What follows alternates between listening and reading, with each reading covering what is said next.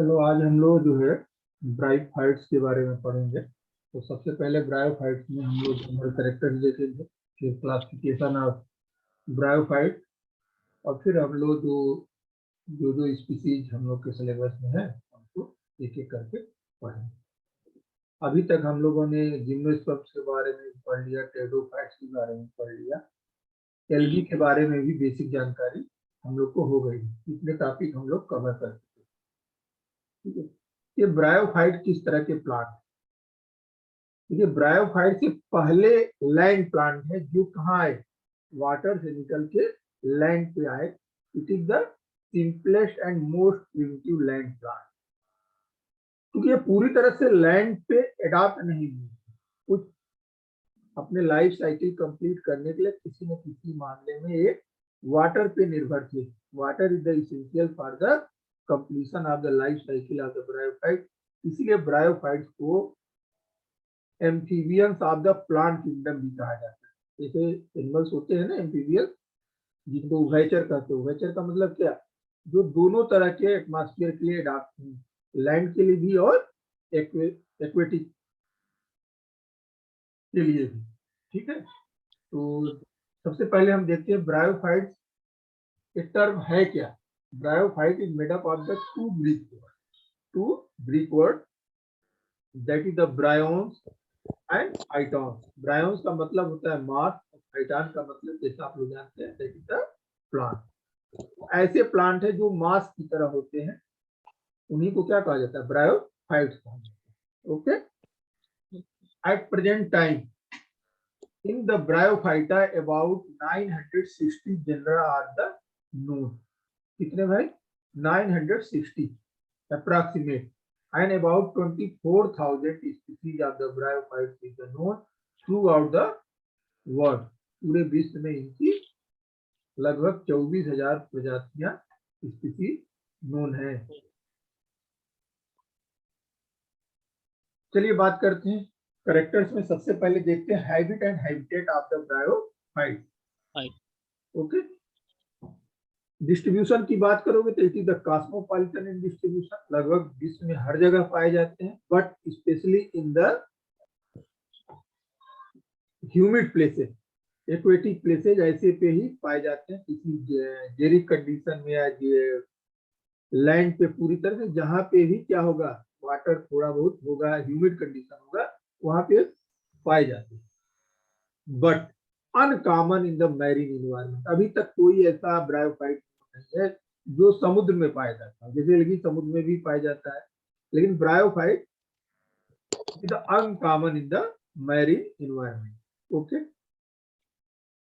क्योंकि इसकी life cycle जैसा मैंने बताया कंप्लीट करने के लिए क्या है, वाटर इज द एसेंशियल। इसकी लाइफ साइकिल में किसी न किसी ऐसी चीज आएगी जिसमें पानी क्या है, एसेंशियल है। अगर नहीं रहेगा तो क्या होगा, लाइफ साइकिल की कंप्लीट नहीं हो पाती है। It grow in the moist and shady places, इसीलिए कहाँ पे ग्रो करते हैं, नमी और छायादार स्थानों पे ही ग्रो करते हैं, जैसे टेडोफाइट के केस में हम लोग देखें। ठीक है, अगर अब्सेंस हो जाए, वाटर की कमी हो जाए, इनकी लाइफ साइकिल क्या हो जाएगी, इनकम्प्लीट हो जाएगी, पूरी कंप्लीट नहीं होगी। क्यों ऐसा होता है अभी आगे हम लोग बताएंगे भी। बस कुछ ब्रायोफाइट्स हैं जो पूरी तरह से पानी में पाए जाते हैं। मैंने क्या कहा, एक एम्फीबियंस है, लैंड पे भी ड्वेल करते हैं और एक्वेटिक में भी ड्वेल करते हैं। बट कुछ ब्रायोफाइट्स जो पूरी तरह से क्या है, एक्वेटिक है, पानी में ही पाए जाते हैं, अंडर वाटर फॉर्म पाए जाते हैं। It is the one example that is the riccia fluitans. Riccia की एक स्पीसीज है riccia fluitans, which is the purely aquatic, पूरी तरह से पानी में पाया जाता है। जैसे देखिए यहाँ पे दिख रहा है, पूरी तरह से अंडर वाटर कंडीशन में पाया जाता है। Otherwise moist and shady places पे, नमी वाले तालाब के किनारे, पोखरी के किनारे, इन जगहों पे जो है ये दिखाई दे। एक और है sphagnum, that is also known as the peat moss. ये कहाँ पाया जाता है, मार्सी एरिया में, दलदली स्थानों पे ये पाया जाता है। कौन, पीट मार्स या स्फैगना एक स्पीसीज है। एक और प्लांट है ब्रायोफाइट दैट इज द कोरेला। कोरेला is the epiphytic bryophyte. Epiphytic मतलब किसी अन्य प्लांट पे ग्रो करता है, किसी अन्य प्लांट में। कभी कल देखते हैं कुछ प्लांट के ऊपर कुछ प्लांट ग्रो कर जाते हैं, तो ये किस तरह का प्लांट है? इपीफाइटिक प्लांट है, जो कहाँ ग्रो करता है? Grow on the other plant. जैसे थर्ड वाला एग्जांपल देखिए, प्लांट की ट्रंक है, इस पे इस तरह से ग्रो करता है, दैट इज द कोरेला। ये मार्सी प्लेस में स्पैगनम है, दिख रहा होगा आपको, एक्वेटिक में रिक्सिया देख रहे हैं। एक और स्पीसीज है, दैट इज द रेडुला प्रोटेंसा।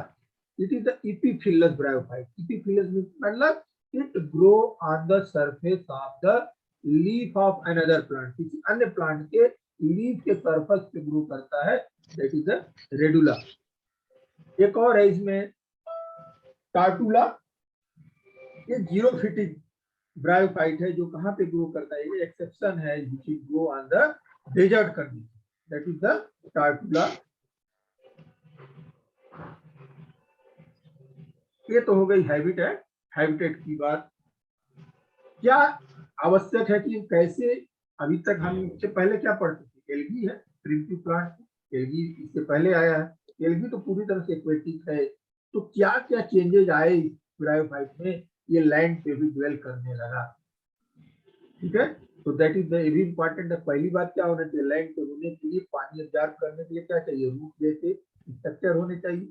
तो ब्रायोफाइट में रूट तो नहीं होते हैं, but root like structure develop करते हैं, that are called as the rhizoid. ये क्या करते हैं? सॉइल से वाटर को और मिनरल को एब्जॉर्ब करते हैं, जो काम हायर प्लांट में रूट करता है, ठीक है। इनके इपिडर्मिस जो क्या होते हैं, जो सरफेस एरिया होती है, that is the coated by the epidermis. Protection चाहिए भाई, बाहर आएंगे तो इपिडर्मिस से कोटेड रहते हैं।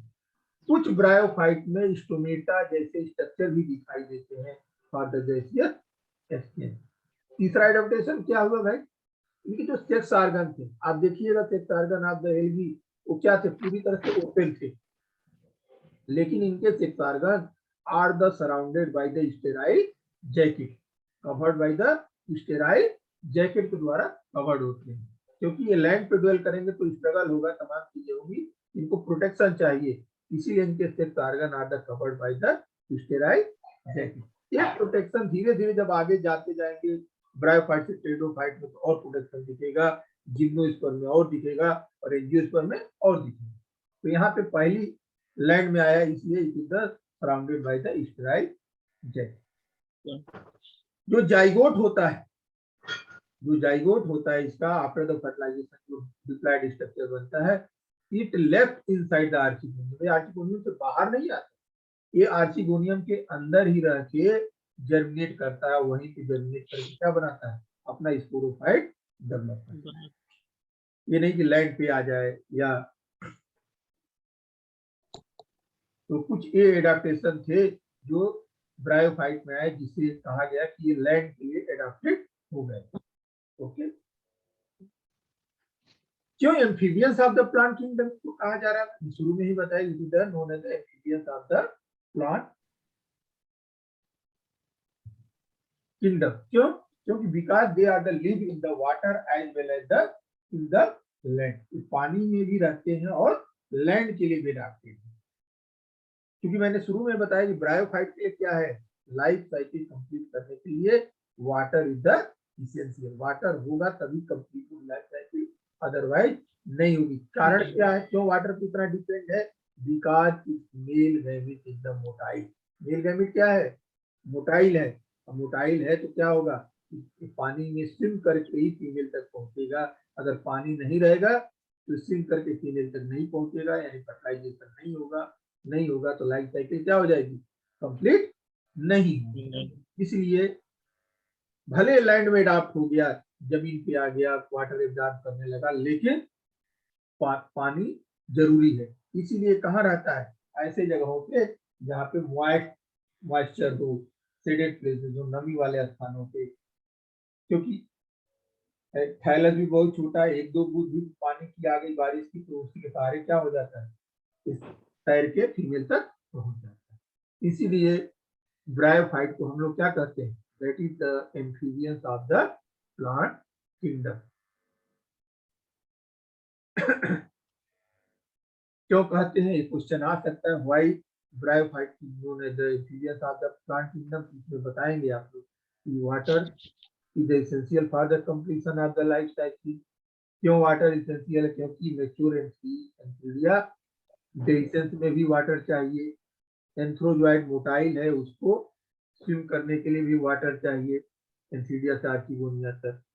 ओपनिंग ऑफ द आर्किगोनियल नेक वो भी ब्रेक तभी करेगा क्योंकि उसमें हाइड्रोस्कोपिक मूवमेंट होता है, पानी को एब्जॉर्ब करता है, छोड़ता है, जिसके सहारे क्या हो जाता है, ब्रेक कर जाती है।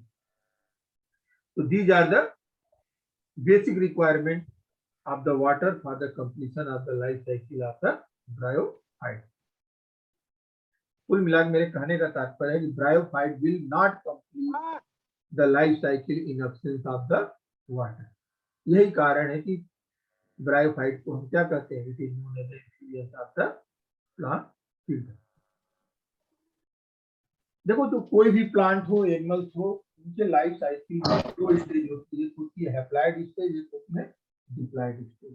प्लांट में हम हैप्लॉइड स्टेज को गेमेटोफाइट करते हैं, डिप्लॉइड स्टेज को स्पोरोफाइट करते हैं। अभी तक आपने जो टेडोफाइट, जिम्नोस्पर्म पढ़ा या एंजियोस्पर्म पढ़ा, इनमें जो लाइफ साइकिल देखती है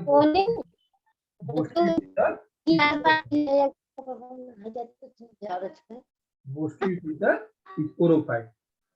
बट ब्रायोफाइट एक प्लांट ऐसा है जिसमें गैमेटोफाइट जनरेशन जो होती है, यानी haploid generation is the main plant, it is the main plant, it is the independent. ये क्या होता है, इंडिपेंडेंट मतलब ये ग्रीनिंग होता है, फोटोसिंथेसिस होता है और अपना भोजन स्वयं बनाने के लिए कैपेबल होता है। कौन, गैमेटोफाइट जनरेशन। जबकि इसका स्पोरोफाइट जनरेशन जो होता है, it is the depends on the gametophyte, ये स्वतंत्र ही रहता है, it is the depends on the gametophyte. देखो कितना चेंज है, ब्रायोफाइट में मेन प्लांट बॉडी था gametophyte, sporophyte is the depend on the gametophyte, pteridophyte में दोनों इंडिपेंडेंट हो गए, ब्रायोफाइट अलग, गैमेटोफाइट अलग। जिम्नोस्पर्म में main plant body is the sporophyte and gametophyte is the depends on the sporophyte. Angiosperm में भी main plant body is the sporophyte and gametophyte is the depends on the sporophyte. तो just reverse है, यहाँ पे main plant body क्या है, gametophyte है, और स्पोरोफाइट इसका क्या है, डिपेंड्स ऑन द, यानी दोनों अलग अलग होता है। कैरेक्टर की बात करें, गैमेटोफाइट जनरेशन इसका मेन है, लॉन्ग लिव है, प्रोमिनेंट फेज है, it is the independent green autotrophic phase, but it not differentiated into root, stem and leaf जैसे अन्य में होता था। टेडोफाइट में रूट, स्टेम एंड लीफ। ये गैमेटोफाइट है, इसमें रूट लाइक स्ट्रक्चर हो सकते हैं, लीफ लाइक स्ट्रक्चर हो सकते हैं, या स्टेम लाइक स्ट्रक्चर हो सकते हैं, but it is not the true root, not the other true leaf, not the other true stem. ठीक है, चलो स्पोरोफाइट की बात करें तो इसका स्पोरोफाइट जो है बहुत लेस कॉम्प्लिकेटेड होता है, जबकि वहां देखिए रूट ईस्टर्न लीफ में डिफरेंशिएट होता था। ये बहुत शॉर्ट लीफ होता है, बहुत कम समय के लिए रहता है, and it is the completely depend on the gametophyte, यानी गैमेटोफाइट पे डिपेंड होता है फॉर द न्यूट्रिशन। ये अपना भोजन नहीं बना सकता मोस्टली, सब में नहीं, mostly in the bryophyte sporophyte the differentiated into food, eta and capsule. तीन पार्ट होते हैं, that is the food, eta and capsule. तो लाभ बता दो यार, नहीं तो हम होमवर्क नहीं करेंगे। क्या है बताओ। देखो नेक्स्ट इज द गैमेटोफाइट की बात करते हैं, गैमेटोफाइट और ब्रायोफाइट। तो कुछ प्लांट में ब्रायोफाइट में थैलाइड होता है। लाभ बताओ क्या है, लाभ बताओ क्या है।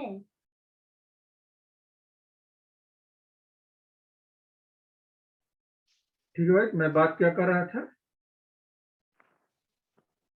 गैमेटोफाइट की बात कर रहा था। तो गैमेटोफाइट कुछ ब्रायोफाइट में अनडिफरेंशिएटेड होते हैं, प्रोस्ट्रेट होते हैं, जमीन पे लेटे होते हैं, और थैलाइड आकार के, थैलस के आकार के, जैसे आपने प्रोथैलस देखा था कुछ इस तरह से हार्ट शेप या स्ट्रक्चर के होते हैं, दैट आर द थैलाइड।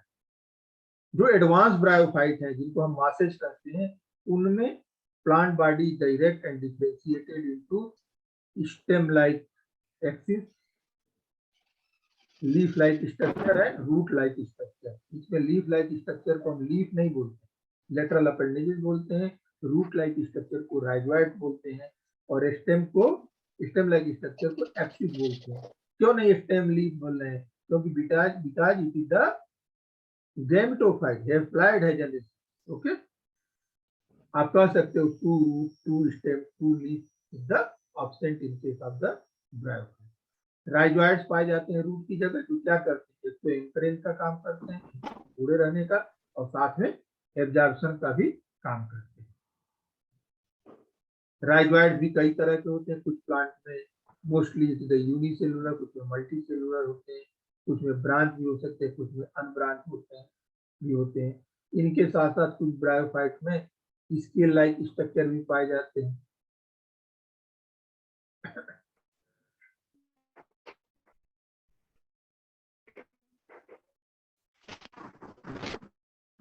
और प्लांट बॉडी की बात करो तो कोई डिफरेंशिएशन नहीं होता है, पूरी तरह से क्या होते हैं, दे आर द पैरेन्काइमेटस से भरे होते हैं, बाहर की तरफ सिंगल लेयर एपिडर्मिस पाया जाता है। वैस्कुलर टिश्यू कंप्लीटली एब्सेंट, यानी जाइलम, फ्लोएम, कोई भी कंपोनेंट, कोई भी चीज इस तरह की जाइलम एंड फ्लोएम जैसे नहीं होते हैं। इसलिए ये क्या है, ये non vascular plant, is the non vascular plant.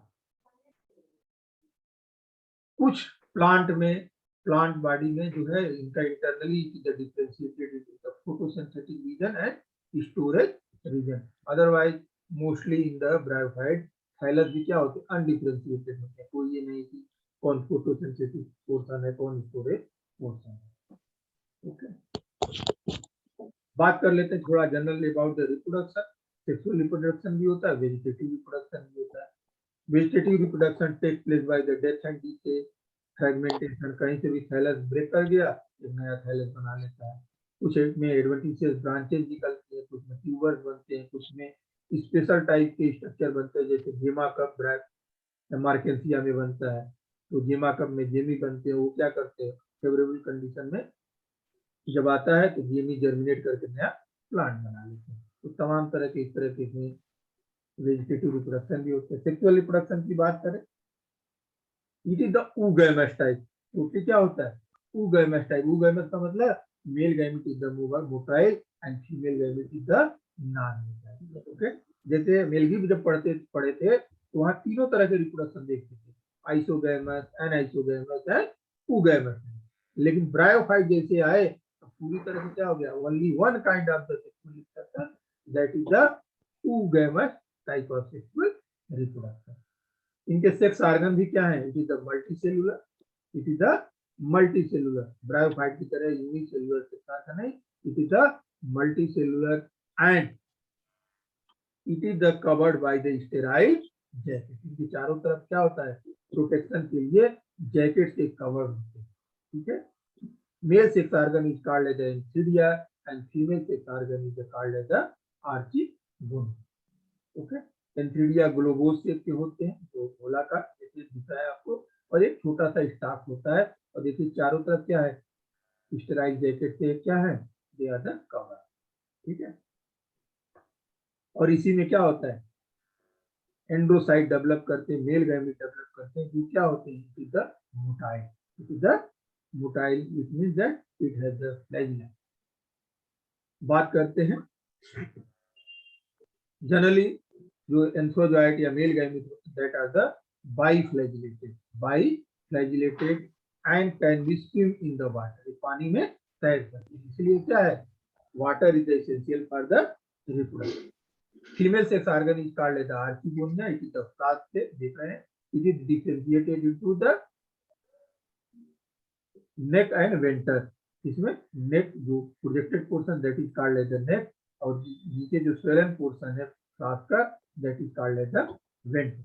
नेक में क्या होता है भाई, नेक सेल्स होते हैं, और बीच में एक ट्यूब होती है जो नेक कैनाल सेल्स के द्वारा भरी होती है, तो दैट इज द, जो बीच में जो सेल्स होते हैं that are called as NCC, neck canal cell. जो ऊपर के सेल होते हैं that are called as the lid cell. Venter में क्या होता है, एक सिंगल छोटा सा सेल होता है ऊपर की तरफ, that is called as the venter canal, VCC। और एक सेंटर में क्या होता है, large egg, it has the large egg. तो venter has the venter canal cell and single egg.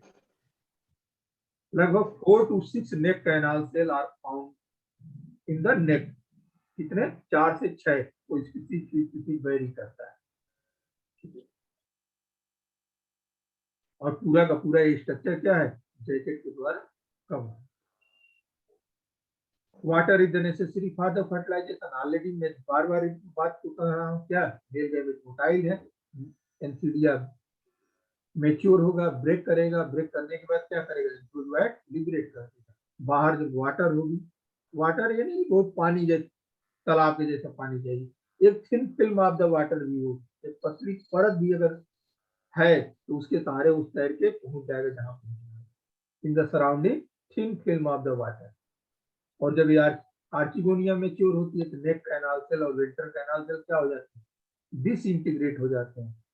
Disintegrate करके क्या बनाते हैं, म्यूसिलेजिनस मास लिक्विड बनाते हैं, जिसके सहारे उसमें कुछ केमिकल्स होते हैं, कहाँ पे, जो मास बनता है, जो मेल गैमेट है उसको अट्रैक्ट करते हैं। और मेल गैमेट कहाँ जाता है, वेंटर में आ जाता है, और वेंटर में जाके एक से फ्यूज करके डिप्लॉयड जाइगोट बना लेता है। अब ये जाइगोट कहाँ है, वेंटर में, वेंटर के अंदर ही जर्मिनेट करके क्या बनाता है, एम्ब्रियो बनाएगा।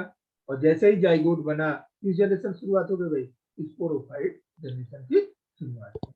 और ये एम्ब्रियो चेंज हो जाता है स्पोरोफाइट में, विच डिफरेंशिएटेड इनटू फुट थीटा है कैप्सूल। देखिए फुट क्या है, वो नीचे टिश्यू में, गैमेटोफाइटिक टिश्यू में धंसा होता है, और वहां से भोजन पानी जो भी है एब्जॉर्ब करता रहता है, और एक इलांगेटेड पोर्शन निकलता है, दैट इज कॉल्ड एज सीटा। और जो ऊपर स्ट्रक्चर होता है that is called as capsule.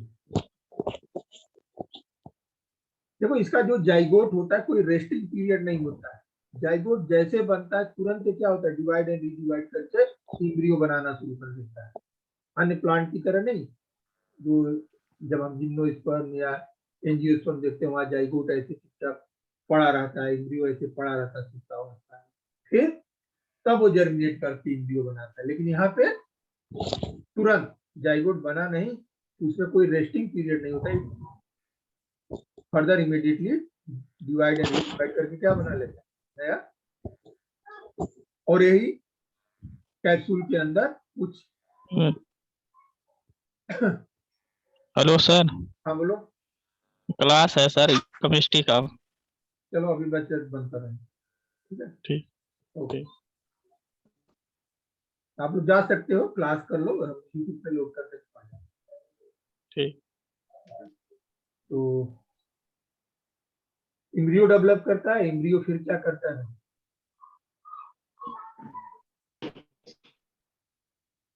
Embryo differentiate हो जाता है फुट थीटा कैप्सूल में। कैप्सूल में कुछ सेल्स होते हैं जिनको all are the homosporous cells, सभी जैसे स्पोर्स बनाते हैं after the reduction division of the spore mother cell या स्पोरोजिनस सेल्स। बहुत से हैप्लॉइड स्पोर बनते हैं, और यही स्पोर जब मैच्योर हो जाता है कैप्सूल ब्रेक कर जाता है, और स्पोर सॉइल्स में आ जाते हैं और जर्मिनेट करके एक नया गैमेटोफाइट प्लांट बनाते हैं, ठीक है। ठीक। तो इस तरह से लाइफ साइकिल इनकी कंप्लीट हो जाती है, गैमेटोफाइट स्पोरोफाइट। तो वन फेज इसकी गैमेटोफाइट होती है, एक फेज होती है स्पोरोफाइट। गैमेटोफाइट हैप्लॉइड होती है, स्पोरोफाइट डिप्लॉइड होती है। ये दोनों अल्टरनेट करते हैं, it show the alternation of the generation, ठीक है। इकोनॉमिक इंपॉर्टेंस की बात करें ब्रायोफाइट में, तो मोस्ट जनरली बहुत ज्यादा इसका इकोनॉमिक इंपॉर्टेंस तो नहीं है, लेकिन कुछ ये सॉइल फॉर्मेशन में हेल्प करते हैं। कुछ जो है, जो स्पैग्नम वगैरह होते हैं, ये पुराने समय में कॉटन की जगह यूज किए जाते क्योंकि इनमें वाटर एब्जॉर्बिंग कैपेसिटी होती है, तो इसके लिए भी यूज किए जाते हैं। कुछ ब्रायोफाइट इकोलॉजिकल इंडिकेटर्स का काम करते हैं, यानी कहीं अगर पोल्यूशन है तो वहाँ पे स्पेशल टाइप को जहाँ भी पोल्यूशन होता है ब्रायोफाइट पूरी तरह से क्या हो जाते हैं, खत्म हो जाते हैं। ये शो करता है कि उस जगह पे क्या है, प्रदूषण है। ये पॉल्यूशन इंडिकेटर का भी काम करते हैं, specially the air pollution. Okay, कुछ ब्रायोफाइट इंडिकेट करते हैं कि उनका पाया जाना ये इंडिकेट करता है कि सॉइल में कॉपर की मात्रा है। फॉर एग्जाम्पल यदि कि देखिए Meltiferia elongata, it shows the presence of the copper in the soil. अगर स्फेगनम है सॉइल में डेवलप कर रहा है तो it indicate the acidic condition of the soil. ये सॉइल इरोजन को भी रोकते हैं, प्रिवेंट करते हैं, क्योंकि रॉक को धीरे धीरे डिग्रेड भी करने का काम करते हैं कई ब्रायोफाइट। अदरवाइज और कोई विशेष इनका इकोनॉमिक इंपॉर्टेंस हमें नहीं समझ में आ रहा है। ठीक है, तो आपको क्या क्या क्वेश्चंस बन सकते हैं, एक तो general character of the bryophyte, life cycle of the bryophyte, type of the reproduction in the bryophyte, explain the generation of the bryophyte, economic importance of the bryophyte. So this is all about the general characters of the bryophyte. कल हम लोग classification of the bryophyte देखेंगे। ठीक है, okay, thank you.